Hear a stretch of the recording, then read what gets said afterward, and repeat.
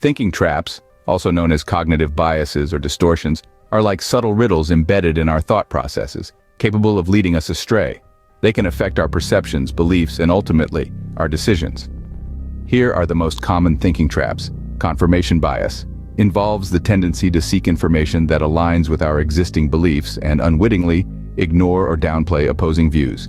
Catastrophizing, a trap where we magnify problems, imagining the worst possible outcomes. It's like turning a molehill into a mountain. Black and white thinking. When we think of situations as either perfect or a complete disaster, it's the trap of viewing everything in extreme, either-or terms without allowing for nuances or middle ground.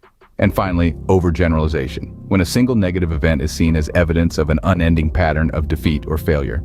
Now let's put these thinking traps into context. Meet Megan, a dedicated mid-30s professional with a promising career.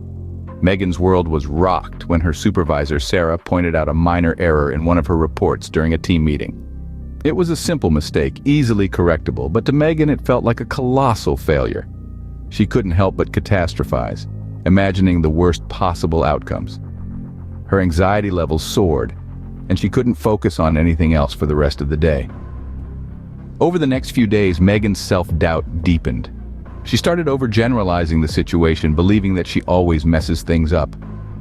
Megan also found herself making should statements, imposing unrealistic expectations.